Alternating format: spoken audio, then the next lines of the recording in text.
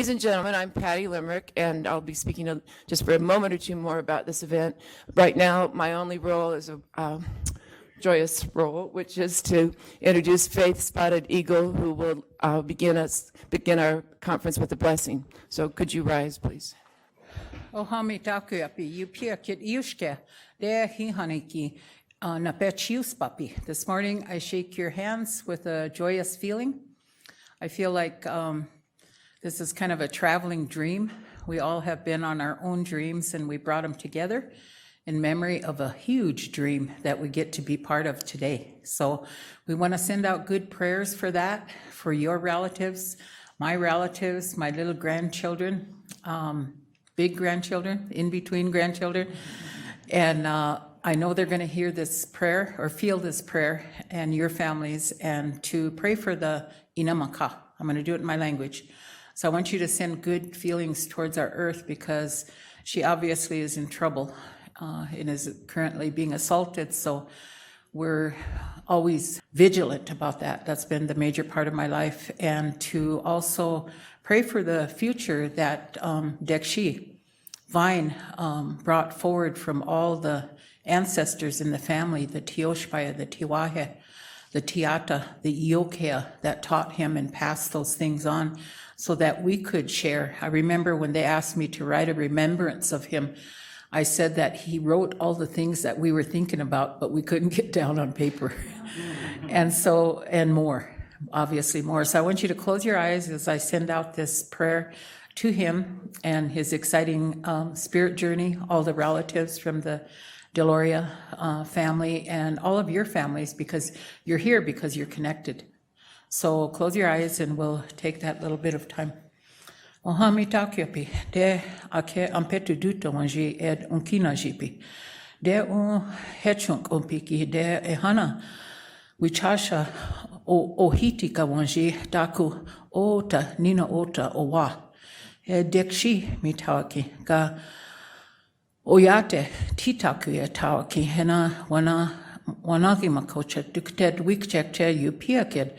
Heche daku dokia echanu dekshi hanto shtayan o pida unkeni chiapi heched daku ehe daku owaya daku oua nitawa daku wakanja nitawa Philip ka omaki hena doksha tokata kia ija nipikta he ehanakti oyateki head egnaka bit iokea unkita piki maniwakpa agdagda heched upiaked deam petuki ampeta duta wanji upiaked uyuhapta hoyewaya deam petuki. I send my voice out for those words in our language, and that this will be a beautiful red day of remembrance, of thinking of the future, of relishing this delicious time together, to enjoy our relatives feeling this prayer all across the land as we send it from each one of you. As you close your eyes and give a hug to your family, your community, your Iokea, which is your center. And above all, we, Ampetui, Mother Earth, the Sitomini, the stars, we come from the star people, we can't forget them.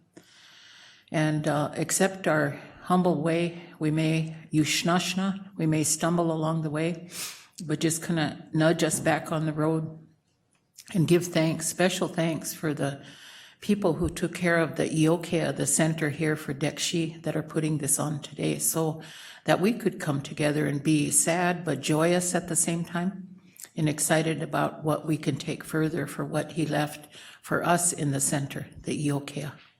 Oha, mitakiasi. Opira. Yes. Yeah. Thank you, Faith. Thank you so much for being here. She'll be on the first panel, so. Okay.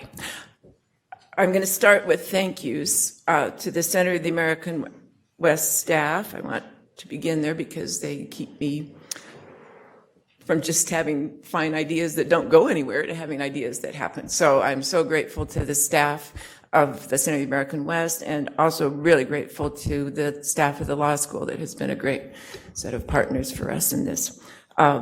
And at the law school, Dean Jim Anaya and Professor Kristen Carpenter were key in our planning. Jen Shannon, where are you, Jen? Jen, I've been planning a conference on Vine Deloria's sense of humor for the better part of a decade, and nothing has come of that until, well, this is a much bigger and more ambitious and aspirational version, but Jen came into our world where she's been for quite a while, and she came for a visit, and she said, "This is the 50th anniversary of Custer Died for Your Sins. You know that, right?" No, I had not been tracking the date. So it is Jen who really made this occasion coalesce for us, and we thank you for that. I'm incredibly grateful to all the panelists who responded so quickly and so enthusiastically, and I'm grateful to 3 people who so wanted to be here and just had intractable schedule conflicts, so could not come speak, but Beth Piatot and Rick West, the founding director of the National Museum of American Indian, and Rob Williams.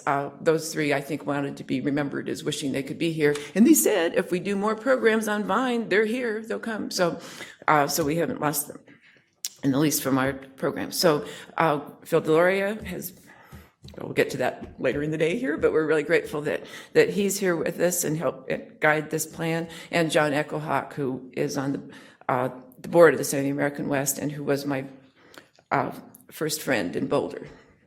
The phone number of the Native American Rights Fund is 303-447-8760, because that is the only number I could call anybody where they would be kind to me, so that was good. And then is Bob and Charlotte Barron here? No. We want to thank them as well, and Sam Senta, because Fulcrum Press in Golden has done so much to keep Vine's work where we can see it. So I am not a speaker at this conference, and there are good reasons for that.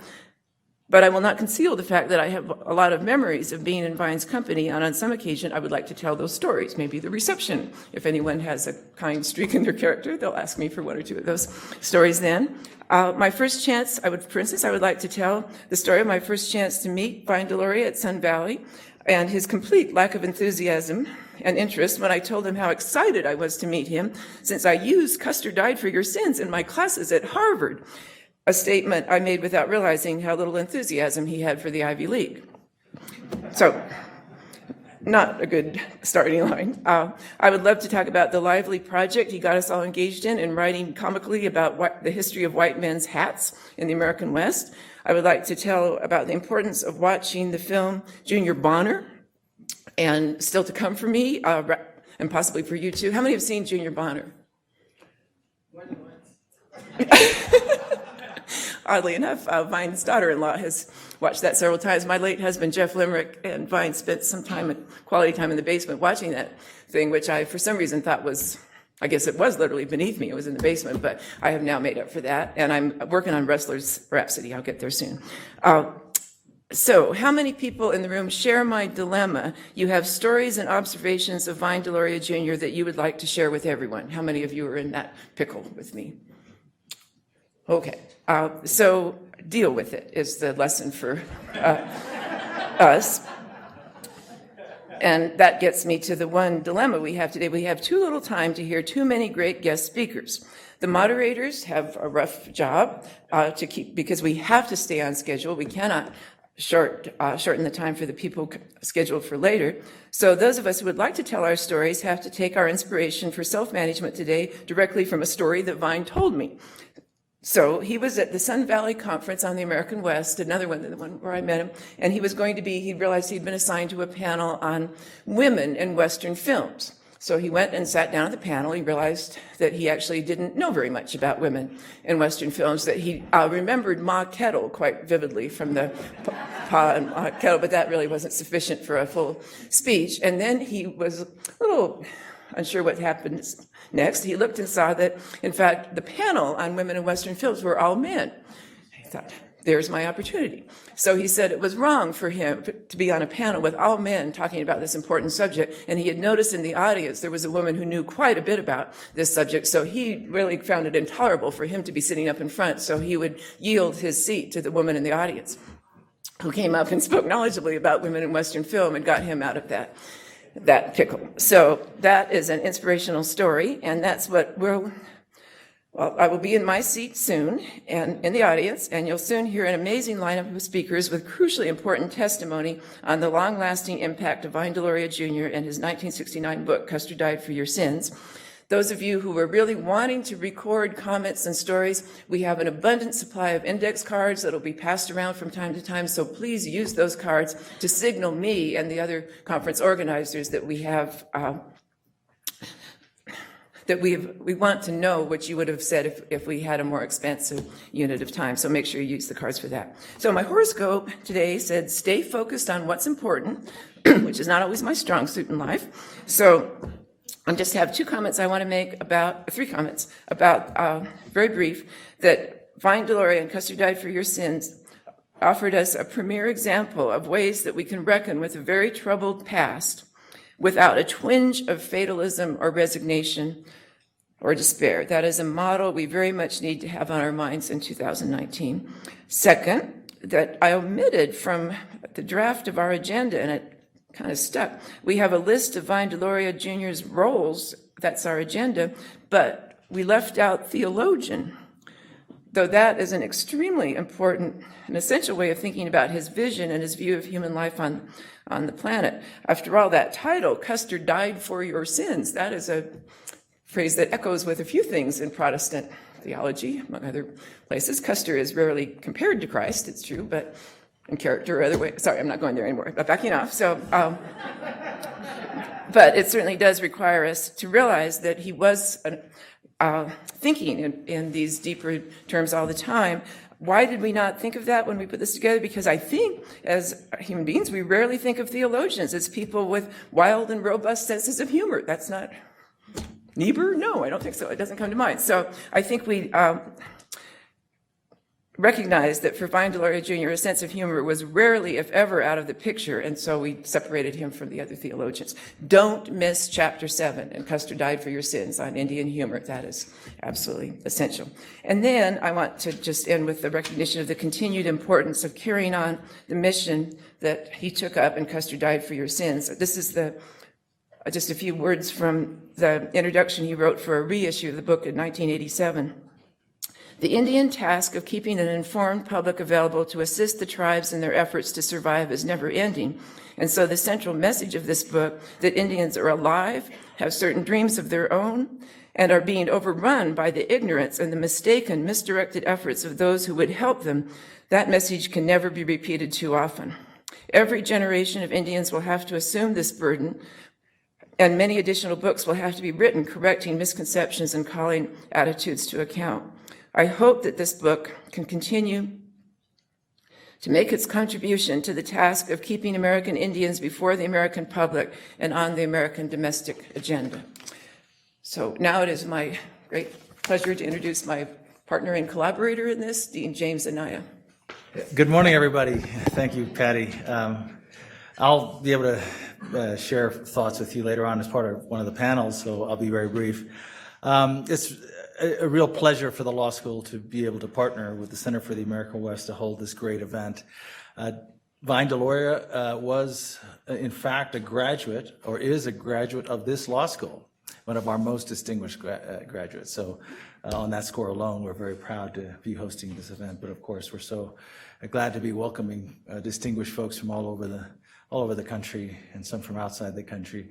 Phil Deloria, a special welcome to you. It's wonderful to have you here. I want to add my thanks to the staff of the Center for the American West and also the staff of the law school for the tremendous work they put into putting this event together. And I'm sure it will be a very memorable event. I first met Vine at the airport in Albuquerque, at the Albuquerque International Airport. We were on our way to a conference in Taos organized by Suzanne Harjo. I won't talk about the thoughts he shared with me at that time, but that meeting does connect up with one of the stories of humor that he includes in Chapter 7 of Custer Died for Your Sins. And so I'll share that with you. But first, let me read from the very first line in that Chapter 7, which I think helps us to put this event in somewhat of a proper frame. He says, one of the best ways to understand a people is to know what makes them laugh. Laughter encompasses the limits of the soul. In humor, life is redefined and accepted. Irony and satire provide much keener insights into a group's collective psyche and values than do years of research. And as those of you know who have read the book, he goes on to essentially do the equivalent of a stand-up comedy routine, but written in prose. One story after the other, and one, as I indicated, particularly strikes home with me, is the following, and I'm quoting from his rendition of this story. Another missionary was traveling from Gallup to Albuquerque in the early days. Along the way, he offered a ride to an Indian who was walking to town, that is, Albuquerque. Feeling he had a captive audience, the missionary began cautiously to promote his message, using a soft shell approach. "Do you realize," he said, "that you are going to a place where sinners abound?" The Indian nodded his head in assent. "And the wicked dwell in the depths of their iniquities?" Again, a nod. "And sinful women who have lived a bad life go?"